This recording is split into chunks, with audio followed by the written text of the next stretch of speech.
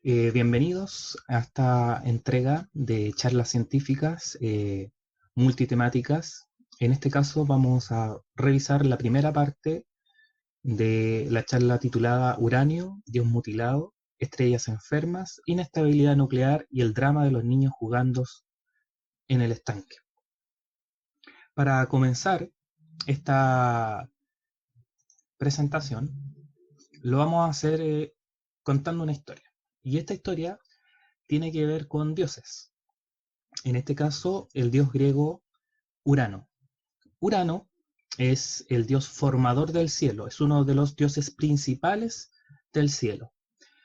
Él es hijo de la diosa de la tierra, Gea, que ella autoconcibió a este hijo y luego pasó a ser su esposo.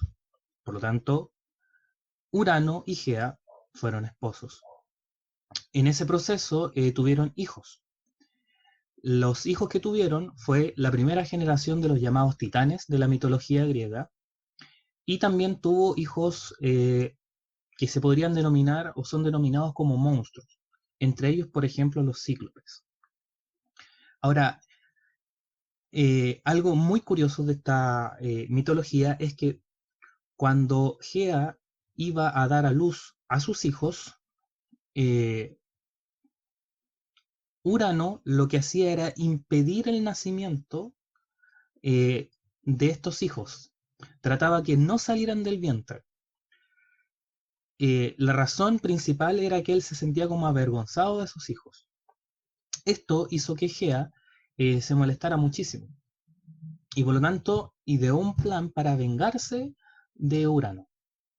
Y por lo tanto le pidió a los titanes, a sus hijos, que le ayudaran a urdir este plan. Sin embargo, no la apoyaron, salvo el menor, llamado Crono.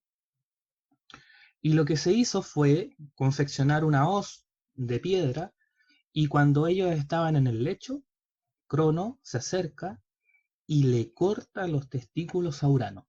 Así, tal cual. Le corta los testículos y a partir de eso son lanzados una segunda vez, y en esos lanzamientos se genera nueva vida, se generan unas criaturas.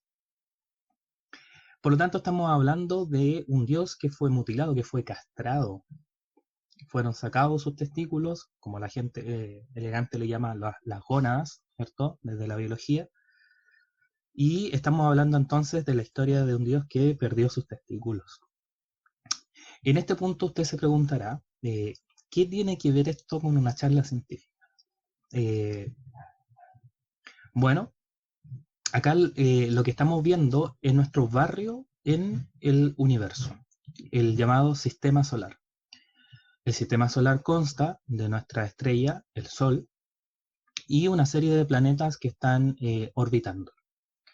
Si vemos la diapositiva y vemos la imagen acá, yo estoy marcando al planeta que conocemos como Urano, igual que el dios griego.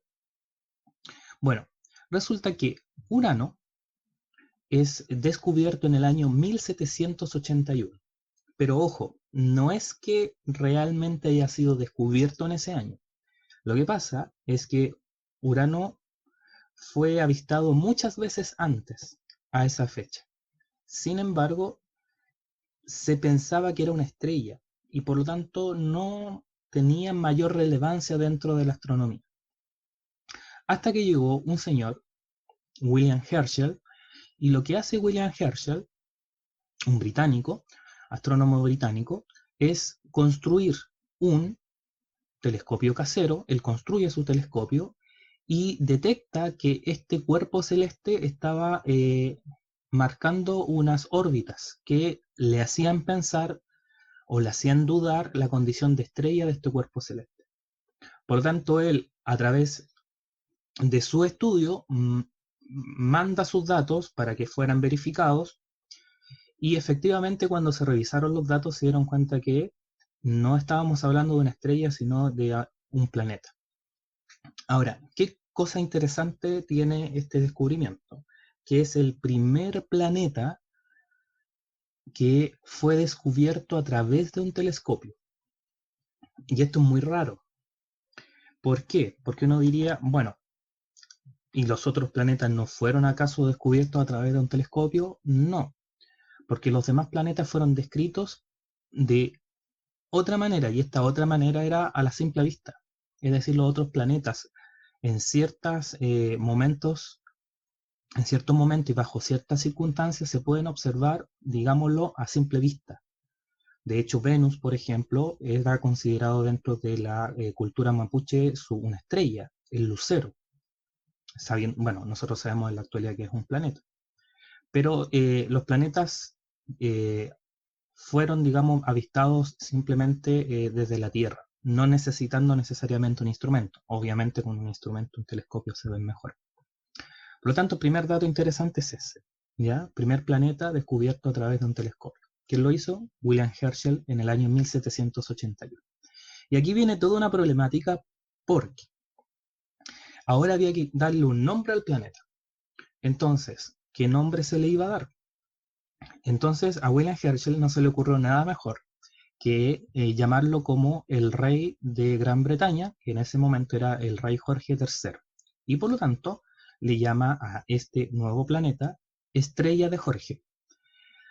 Un nombre que era bastante malo porque primero no era una estrella y segundo porque teníamos a Mercurio, Venus, Tierra, Marte y de repente teníamos un nombre nada que ver, digamos, desentonaba mucho con el nombre de los otros planetas.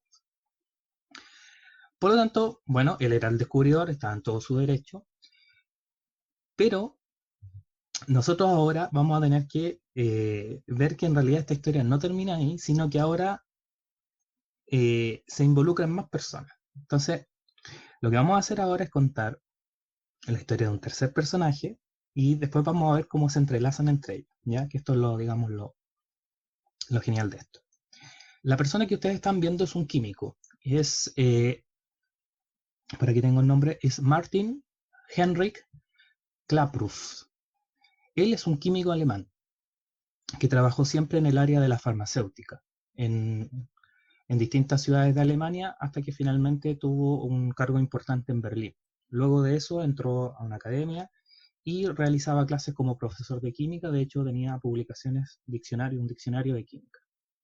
Él era considerado uno de los químicos más importantes de la época en Alemania. Bueno, resulta que este caballero descubre un nuevo elemento químico. Pero ojo, no es que haya descubierto uno, a lo menos descubrió 3 en total. Fuera de ese descubrió el circonio y el titanio. Ahora, también se le asigna el telurio, pero en realidad ahí hubo una controversia y se lo asignaron a otra persona. Pero a lo menos descubrió 3 elementos químicos nuevos. Pero este elemento del que nosotros vamos a hablar en esta presentación era el elemento más grande conocido hasta la época. De hecho, pasó mucho tiempo hasta, siendo el más grande, el átomo más grande de los elementos conocidos. ¿Qué gracia tenía este elemento que había descubierto? Tenía 92 protones. De hecho, si miramos la imagen, ahí yo estoy marcando el número 92, que en la tabla periódica eso significa que tiene 92 protones. A ese número se le llama número atómico. Y esa es la huella digital de un elemento químico. Es decir, es su marca identificatoria única. Siempre que yo sea un átomo y tenga 92 protones, siempre voy a ser uranio.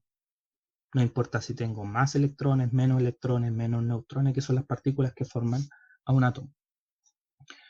Por lo tanto, esa es su huella digital. Recordar eso. En la tabla periódica, por ejemplo, el hidrógeno tiene el número 1, quiere decir que tiene un protón.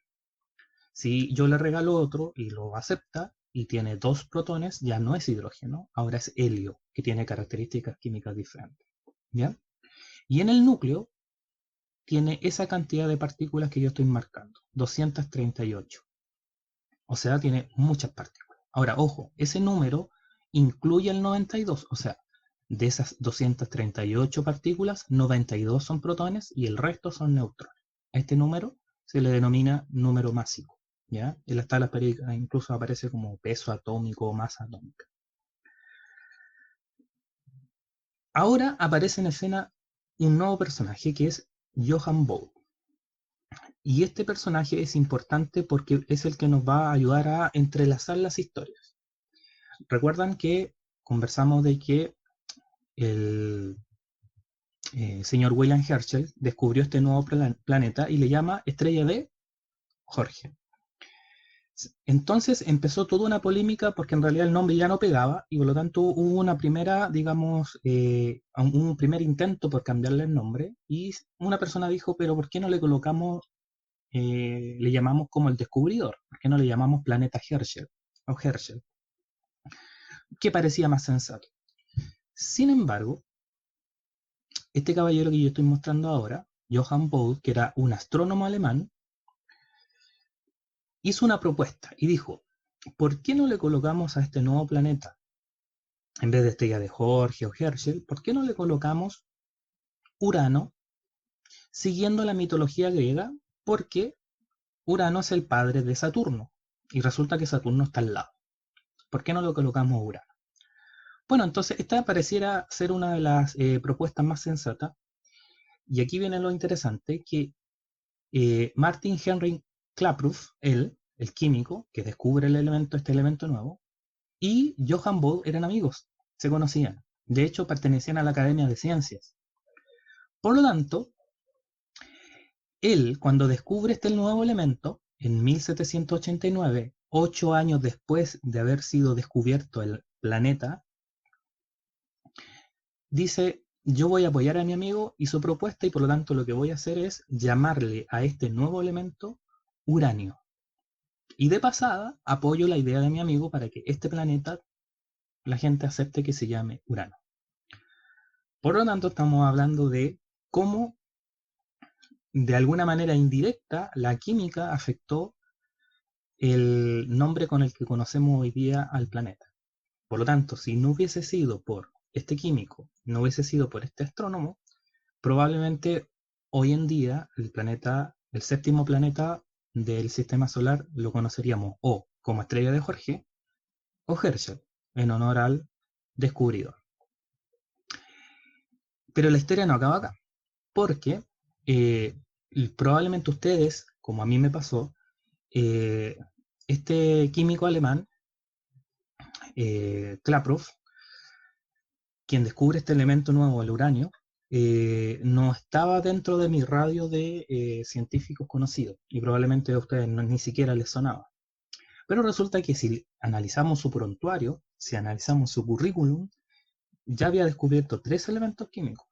Era muy famoso en su país y no solamente eso, sino que indirectamente por sus acciones influyó en que un planeta tuviese su nombre.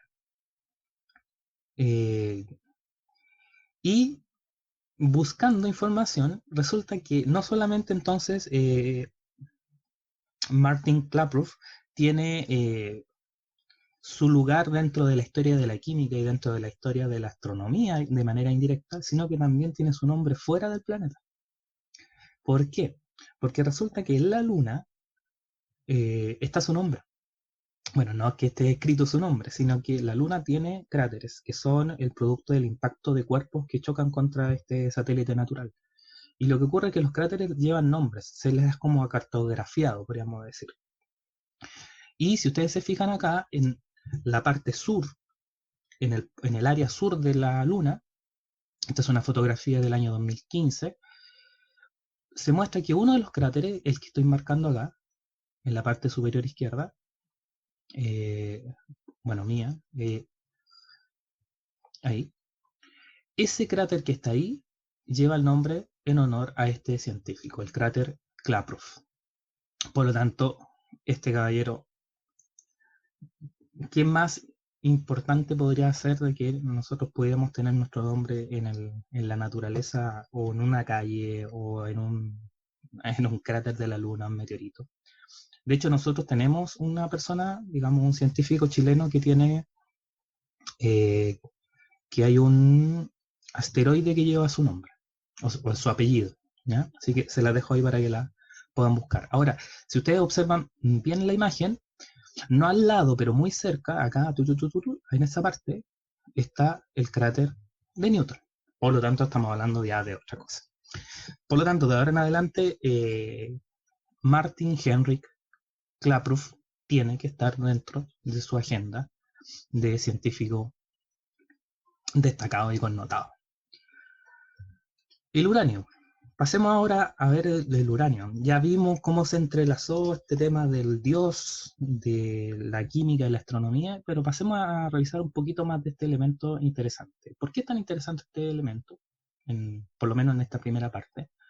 Porque además de que es un elemento grande, o sea, dentro de ese mundo pequeño es como un gigante, está ubicado en la tabla periódica en el número 92 y está ubicado en esa barrita, en una barrita inferior que se llama la barrita de los actínidos.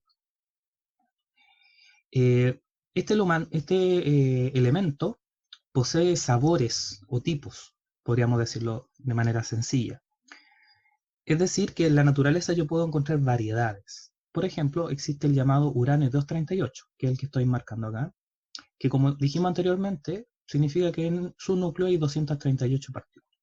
Pero también existe un hermano, que es el uranio 235, y otro, que es el uranio 234. Si ustedes se fijan en los porcentajes tenemos que el 99% del uranio que existe en el planeta Tierra es del tipo uranio 238. Y el otro porcentaje, que es mucho más pequeño, es el resto, el 235 o 234.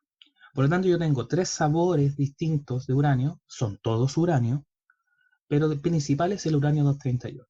Entonces, esto relacionarlo un poco con las manzanas. Yo tengo una manzana roja, una manzana verde y una amarilla. Todas son manzanas. ¿Ya? Todas. Pero tienen distintas características. En este caso es lo mismo. Todos son uranio, porque recuerden que ¿cuál es la marca identificadora de un elemento? Sus protones. Siempre van a haber 92. ¿Ya? Ahora, no es que sean exactamente idénticos. Tienen que haber alguna diferencia que son mínimas, pero en realidad existen. Estas variedades o sabores le vamos a dar un nombre más técnico. Eso se llaman isótopos. Esos son los isótopos. Variedades de un elemento. ¿Cuál es el elemento más gordito, más pesado? El 238. Y el otro son, comillas, más livianos. Pero ¿dónde nosotros encontramos el uranio? El uranio se encuentra en la corteza terrestre. Es decir, existen vetas de uranio. Existen minas de uranio.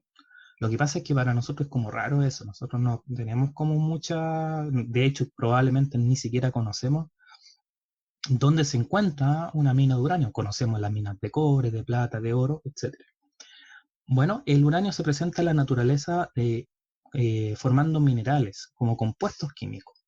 No es que está en estado puro. Los metales en general, o sea, los vamos a encontrar siempre formando parte de compuestos. ¿Ya? No es que se haga un hoyito y salga el uranio puro como el cobre. El cobre hay que procesarlo, hay que purificarlo. ¿Cuáles son las principales formas como se encuentran en la corteza terrestre? Como mineral de uruninita, que es un óxido de uranio, que es el que se muestra ahí, ¿ya? Ese es como el principal.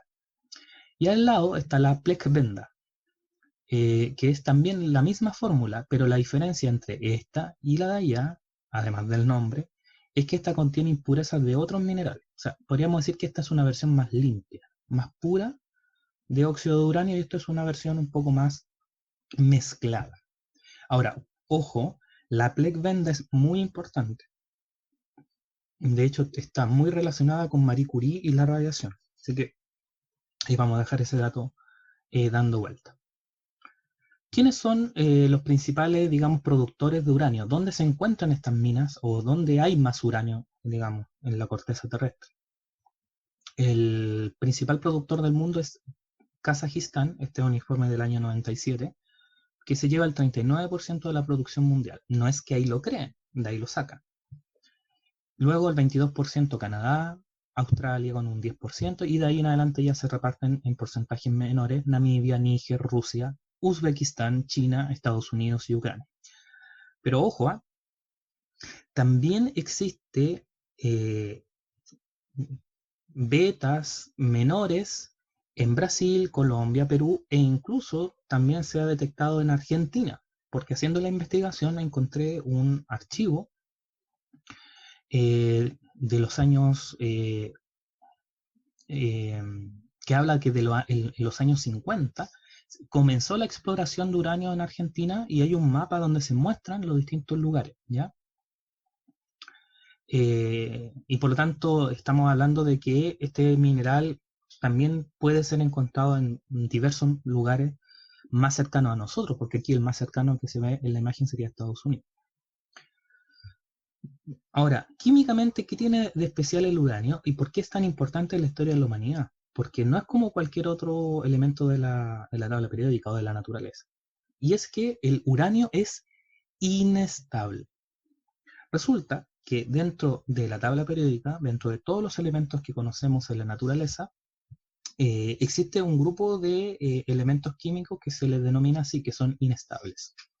Esto, de manera sencilla, sería que no están tan conformes como son y por lo tanto buscan una manera de lograr la estabilidad y querer ser estables. Quien nos va a ayudar a entender un poquito este concepto es Arthur Fleck, que sería el protagonista de la película del Joker. En su caso, él como persona era una persona que era inestable, pero su inestabilidad no era tan grande como para que él no pudiera desenvolverse. De hecho, él tenía un trabajo, podía, digamos, realizar compras, podía moverse en el transporte público, pero su inestabilidad se manifestaba en algún momento. Por ejemplo, en el caso de él, eran ataques de risa incontrolables.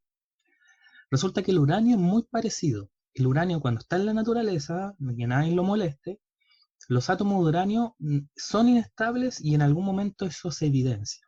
¿Cómo se evidencia? Se evidencia de esa manera. Miren el gráfico.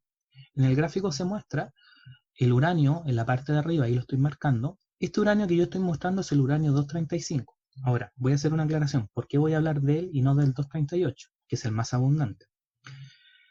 Al 238 le pasa algo parecido, no igual, pero parecido.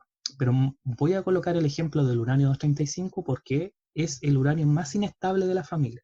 ¿Ya? El uranio 235, fíjense que está ahí. Y él es el inestable y por lo tanto cuando busca su estabilidad, para lograrlo él va a tener que liberar energía y liberar radiación en forma de radiación alfa y beta. Estas son radiaciones de partículas, ¿ya? Va soltando partículas, va emitiendo partículas. Y estas partículas cuando se emiten van haciendo que el elemento uranio se transforme en otros elementos químicos. Porque recuerde que si yo pierdo protones, dejo de ser lo que era porque bajo mi número atómico. Y fíjense ustedes que hace una serie de transformaciones, ahí lo estoy mostrando en el gráfico, hasta que finalmente llega a una forma estable. Y la forma estable es transformarse a plomo. Y el plomo sería como su sueño, estar súper estable y ya no tener problemas, digamos, de personalidad. ¿Cómo el ser humano podría detectar eso? Utilizando un instrumento que se llama un contador Geiger. El contador Geiger es un instrumento creado y fabricado por una persona de ese apellido. Ojo, Geiger tiene su lugar en la historia porque está relacionado con la persona que descubrió la radiactividad. ¿Ya? También les dejo ese dato para que lo puedan buscar los que les gustan estos temas. Y noten ustedes que acá se muestra como un afiche que fue publicado en el año 49 en la revista Mecánica Popular en Estados Unidos, donde muestra de que se podía encontrar sustancias radiactivas que emitieran este tipo de energía mediante esta maquinita. Por ejemplo, ahí se muestra, no sé si lo alcanzan a ver, lo estoy señalando, la PEG Blenda, ¿ya? Que sería el mineral que me mostramos anteriormente. Y en el costado, digamos, muestro un contador Geiger moderno. Por lo tanto, si yo paso por un lugar donde hay emisión de radiación y paso esta maquinita, va a empezar a sonar. Va a sonar, ti, ti, ti, ti, ti, ti. Encontró entonces un elemento radiactivo. Ahora, ojo, no es que solamente el uranio sea radiactivo, ¿ya? Cuidado. Dijimos que era uno de los inestables. Ahora, ¿cómo se manifiesta eso en el tiempo? Quiere decir que si yo tengo, por ejemplo, una roca con uranio que tiene uranio, ¿los átomos de uranio van a todos así transformarse de un viaje? No. Y esta tabla lo explica. Mira, esta tabla es muy interesante porque yo les voy a marcar el uranio 235, que sería el segundo. Ahí lo estoy marcando, que es el que vimos el gráfico anteriormente. Y noten ustedes que el uranio 235, aquí muestra su primera desintegración, su primera transformación en búsqueda de la estabilidad. Resulta que ocurre que este proceso tiene una duración en cuanto a años. Pero aquí habla de un concepto que se llama vida media, o T, sale una T y un medio. Eso significa vida media. Y la vida media del uranio es 7,1 por 10 elevado a 8 años. ¿Qué significa la vida media del uranio 235? Entonces, lo voy a explicar con el siguiente ejemplo. Miren, el círculo, la circunferencia que está ahí, el círculo en celeste, muestra una cantidad de uranio, 235. ¿Ya? Entonces imagínense, yo tengo ahí una cantidad cualquiera, 100 gramos, por ejemplo. El 100%, 100 gramos. La vida media se define como el tiempo que requiere que una cantidad cualquiera de una sustancia radiactiva convierta la mitad de esa cantidad en otro tipo de sustancias. Por lo tanto, la vida media sería cuánto tiempo pasa hasta que la mitad de la cantidad de uranio se transformó en otra cosa. ¿Por qué? ¿Por qué se transforma en otra cosa? Porque va liberando partículas, ¿cierto? Por lo tanto, en sencillo, si lo quisiéramos explicar con números, si yo tengo 100 gramos de uranio, 235, ¿cuántos años tengo que dejar pasar y volver para que yo vea que de esos 100 gramos ya solamente queda la mitad? La mitad solamente, y el resto en naranjo sería cualquier otro elemento, en este caso plomo, que sería el final de la ruta. Esa cantidad es la que nos mencionaba la tabla, 7,1 por 10 elevado a 8 años. Cuando nosotros tenemos una potencia de base 10, y en este caso elevado a 8, significa que la coma la vamos a correr 8 veces hacia la derecha. Eso, de otra manera, significa que, si yo me voy a devolver aquí al gráfico, para que la mitad de una cantidad de uranio haga este proceso completo hasta llegar a plomo y tranquilizarse, esa ruta, toda esta ruta, toma 710 millones de años. Cuidado, no es que un átomo se demore eso, sino que la mitad de la cantidad. Entonces, si yo tengo 100 gramos iniciales de uranio 235, para que pase por todo el proceso, la mitad de esa cantidad se van a demorar 710 millones de años. O sea, estamos hablando no de algo lento, de algo muy lento. Si tengo 100 gramos, voy a tener que volver en 110 millones de años, 710 millones de años, y va a haber 50. Y si vuelvo 710 millones de años, voy a encontrar que hay 25. Después 12,5 y así sucesivamente. Eso es lo que se llama la vida media. Ahora, si revisamos la tabla nuevamente, miren lo que pasa con el uranio 238, que sería el más abundante en la Tierra. Son 4,5 por 10 elevado a la 9 años. Eso significa 4.500 millones de años para que ocurra eso. Ojo, eso es muy parecido a la edad de la Tierra. Por lo tanto, podríamos nosotros ahí jugar un poquito que a lo mejor tiene algo que ver con eso, ¿eh? con determinar la Tierra. Bueno, ese es el primer escenario, el escenario donde nosotros dejamos tranquilito el uranio y el uranio es inestable y busca una manera de ser estable mediante la emisión de radiación. Pero, ¿qué ocurre ahora si nosotros cambiamos el escenario? ¿Qué sucede si cambiamos el escenario? Y ahora nosotros manipulamos el proceso, no lo dejamos que pase naturalmente. Dicho de otra manera, nosotros le metemos presión a esto. Volvamos al ejemplo de Arthur Fleck. Él era inestable, pero él estando, digamos, sin ningún ataque externo y tomándose sus remedios, él podía tener una vida relativamente normal. No normal 100%, pero relativamente normal. Pero qué pasa si nosotros al uranio, que representaría a este personaje, lo llevamos a una situación límite, tal como pasó en la película cuando a él le cortaron, digamos, los medicamentos y la ayuda, y más encima le empezaron a pasar cosas, lo llevaron al límite, lo presionaron a tal grado que finalmente terminó causando mucha destrucción y el caos. Eso mismo pasa con el uranio. Cuando al uranio nosotros lo empezamos a molestar, resulta que el uranio se molesta y desata el caos. Y aquí lo vamos a explicar. Miren, ahí tenemos el núcleo de uranio 235. Recordemos que es el más inestable. Lo vamos a presionar, lo vamos a atacar con un neutrón, que va a ir a una velocidad específica y va a chocar contra el núcleo. Este neutrón, cuando choque contra el núcleo de uranio, va a generar que todo el núcleo se vuelva loco.